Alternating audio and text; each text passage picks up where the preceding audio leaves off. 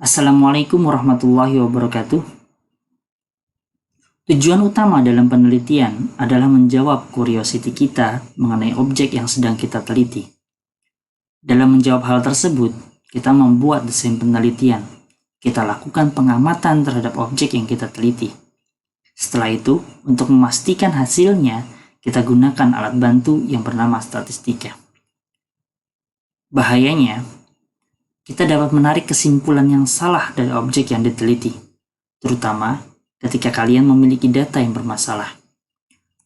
Data bermasalah seringkali membuat misleading atau mengarahkan kita kepada kesimpulan yang salah, sehingga dibutuhkan treatment khusus. Data bermasalah kita bagi menjadi dua kategori besar, yaitu karena adanya data hilang atau adanya pelanggaran terhadap asumsi dasar. Sehingga, dalam hal ini maka video e-learning kita akan kita bagi menjadi dua part, yaitu data hilang dan pelanggaran terhadap asumsi dasar. Data dikatakan hilang ketika kita tidak memiliki data pada sampel atau unit percobaan atau ulangan. Kehilangan data pada penelitian berbasis pertanian dapat disebabkan karena kesalahan dalam aplikasi, terjadinya kerusakan tanaman, kehilangan hasil tanam, dan adanya data tidak logis. Data hilang tidak sama dengan data nol. Nol adalah angka, bukan tidak ada data. Untuk memperjelas, mari kita perhatikan contoh berikut. Seorang peneliti melakukan penelitian mengenai pengaruh dosis pupuk mikoriza pada produktivitas tanaman nanas. Saat penelitian, beberapa unit percobaan terserang hama kutu putih, sehingga ada sampel yang tidak memiliki produktivitas yang dapat diamati. Pada penelitian B, seorang peneliti melakukan penelitian mengenai pengaruh dosis pupuk mikoriza pada ketahanan tanaman nanas terhadap hama kutu putih. Saat penelitian, beberapa unit percobaan terserang hama kutu putih, sehingga ada sampel yang tidak memiliki produktivitas yang dapat diamati. Pada contoh A, inilah yang dikatakan sebagai data hilang. Sedangkan pada contoh B, datanya adalah 0. Mengapa demikian? Kita perhatikan sekali lagi. Pada contoh A, kutu putih adalah sesuatu yang tidak termasuk dalam rancangan penelitian atau sesuatu yang tidak diharapkan terjadi. Sedangkan pada penelitian B, kutu putih sudah menjadi salah satu bagian dalam penelitian. Jadi dapat disimpulkan, ketika ada faktor luar penelitian yang menghilangkan data, maka data tersebut dianggap data hilang. Tetapi jika faktor internal atau sesuatu yang sudah diharapkan atau diantisipasi, maka dianggap data nol. Supaya kita tidak makin bingung, mari kita lihat beberapa contoh data nol berikut. Seorang peneliti melakukan penelitian mengenai campuran hormon auksin dan gibberellin pada media MS.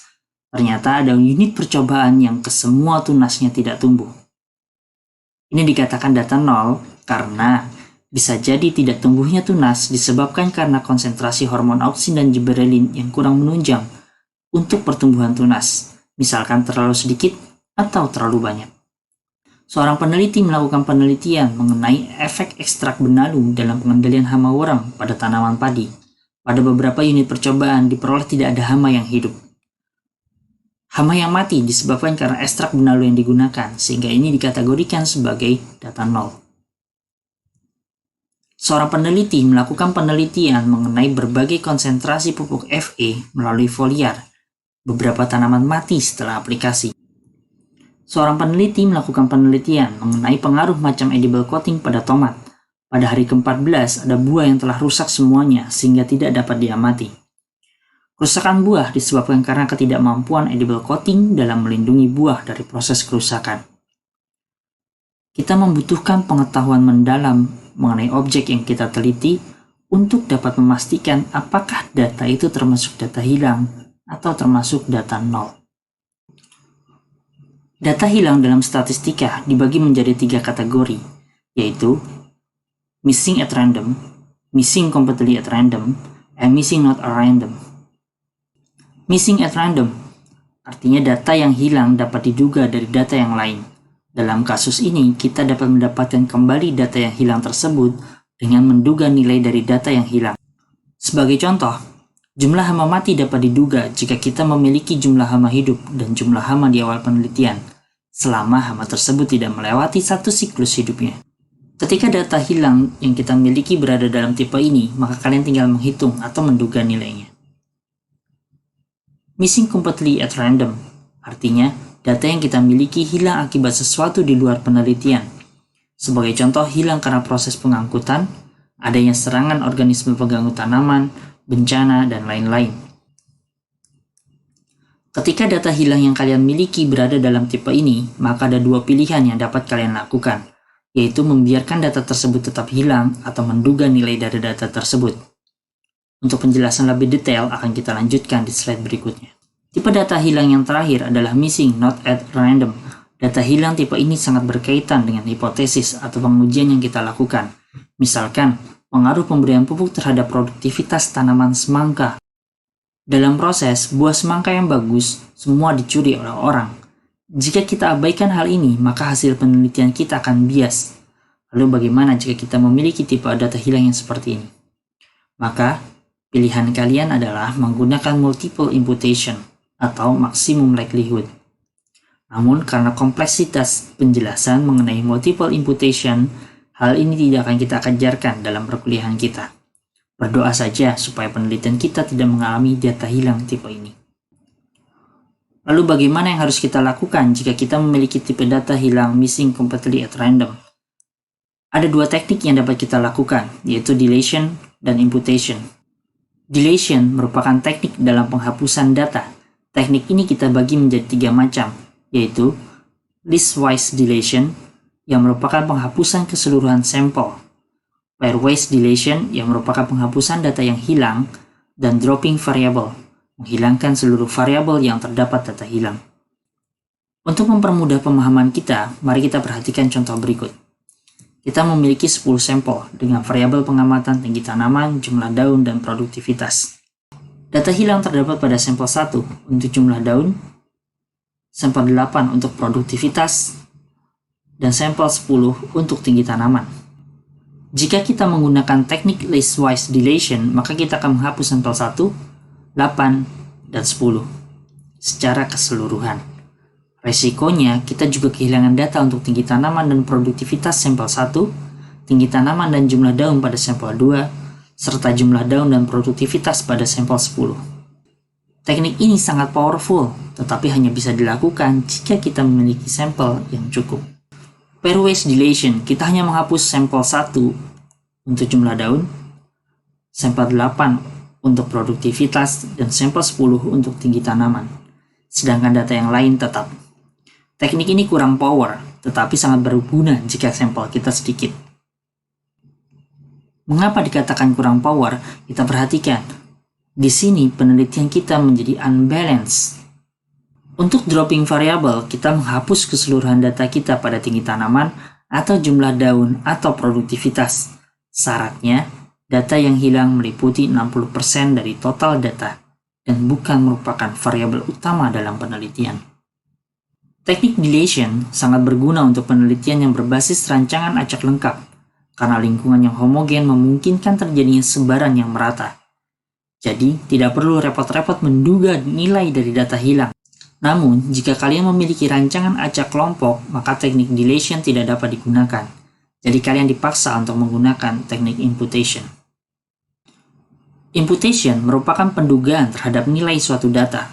Ada beberapa teknik imputation yang dapat digunakan, yaitu nilai mean atau median. Berarti kalian mengganti nilai data hilang dengan menggunakan nilai rata atau nilai tengah.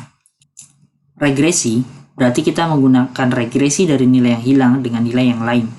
Kemudian kita duga data hilang tersebut dari rumus regresi yang diperoleh. K-nearest neighbor merupakan pendugaan nilai data yang hilang berdasarkan kemiripan data tersebut dengan keseluruhan nilai terdekat. Last observation carried forward merupakan pendugaan data hilang berdasarkan record dari data sebelumnya. Teknik ini hanya berlaku bagi time series atau yang diamati dalam periode waktu tertentu. Interpolation hampir sama dengan last observation carried forward, namun juga mempertimbangkan data setelah data hilang. Predictive mean matching merupakan pendugaan nilai data hilang yang menggabungkan teknik model seperti regresi dengan teknik nearest neighbor. Multiple imputation berbeda dengan teknik yang sebelumnya sudah disebutkan. Teknik ini menduga data yang hilang berdasarkan range, kemudian menganalisa data tersebut dan mengambil hasil yang paling masuk akal. Sekali lagi, penekanannya adalah pada rancangan penelitian yang kita gunakan. Jika menggunakan rancangan acak lengkap, kita dapat menggunakan deletion. Jika data penelitian kita minimal ada 3 ulangan setelah deletion. Namun, pastikan uji lanjut yang digunakan adalah 2K. Sedangkan, jika kita menggunakan rancangan acak kelompok lengkap, maka pilihan kita hanya teknik imputation saja. Jika kalian menggunakan survei dengan kuesioner, maka kita dapat memilih antara deletion atau imputation. Yates dalam publikasinya yang berjudul The Analysis of Replicated Experiment When the Field Results Are Incomplete menemukan suatu rumus pendugaan data hilang berdasarkan estimasi dari nilai dengan kuadrat tengah terkecil. Namun, teknik ini hanya digunakan untuk penelitian rancangan acak kelompok lengkap dengan jumlah ulangan yang sama. Rumus yang digunakan merupakan jumlah perlakuan dikalikan dengan jumlah total perlakuan pada data hilang ditambah dengan jumlah blok yang telah dikalikan dengan jumlah semua data pada blok tersebut dikurangi dengan keseluruhan data. Setelah itu dibagi dengan jumlah perlakuan dikurangi 1 dikalikan dengan jumlah blok dikurangi 1. Untuk memudahkan, mari kita lihat contoh perhitungan berikut. Seorang peneliti melakukan penelitian mengenai 4 tipe pupuk A, B, C, D terhadap jumlah daun pada tanaman kentang. Penelitian tersebut dilakukan di lapangan dengan menggunakan rancangan acak kelompok lengkap yang terdiri dari 3 ulangan. Kita kehilangan data pada pupuk C ulangan 2. Berdasarkan rumus Yates yang telah disampaikan pada slide sebelumnya, maka kita bisa lihat kita memiliki 4 perlakuan, T kecil. Kita memiliki 3 ulangan, B kecil. T besar, jumlah data pada perlakuan dengan data hilang. Data hilang adalah pupuk C, ulangan 2. Maka kita jumlahkan 42 dan 53. B besar adalah jumlah data pada blok yang hilang. Karena yang hilang adalah ulangan 2, maka kita jumlahkan 37 tambah 32 tambah 35. Dikurangi S atau keseluruhan data. Kita hitung hasilnya adalah 43,3.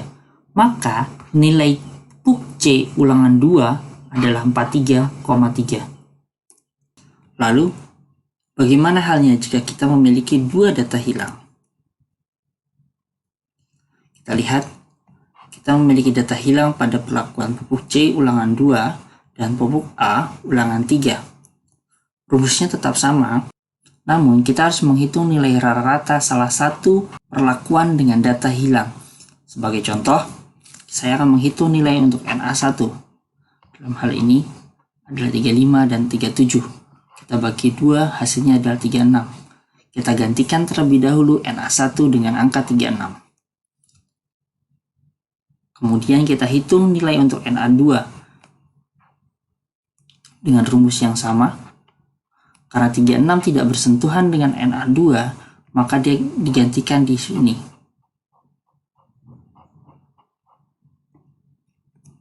Jika dihitung, nilainya adalah 43,8. Jika kita telah menduga nilai NA2, kita hapus kembali nilai NA1, karena ini adalah angka sementara yang menggunakan nilai rata. Selanjutnya kita hitung nilai NA1 dengan menggunakan rumus yang sama. Hasilnya adalah 43,7. Berikutnya kita lihat contoh lain. Dalam hal ini, NA1 dan NA2 berada pada ulangan yang sama. Caranya sama, kita masih menggunakan rumus yang sama. Kita duga dulu nilai dari NA1. Selanjutnya kita hitung nilai dari NA2. Setelah kita memperoleh nilai NA2, kita hapus kembali nilai NA1.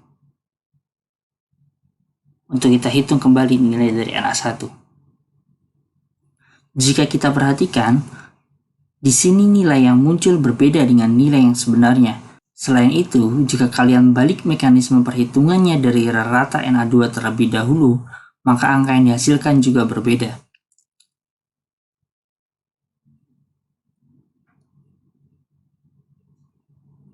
Sekali lagi, Metode imputation tidak memberikan gambaran seutuhnya kondisi di lapangan. Seringkali metode imputation menghasilkan angka yang berbeda dengan angka real di lapangan. Namun, metode imputation lebih aman digunakan bila dibandingkan dengan menghapus secara utuh data tersebut. Hal ini berlaku untuk metode rancangan acak kelompok lengkap. Demikian pembahasan mengenai data hilang. Selanjutnya kita akan masuk data bermasalah. Dalam hal ini adalah pelanggaran terhadap asumsi dasar. Terima kasih. Akhirul kalam. Wassalamualaikum warahmatullahi wabarakatuh.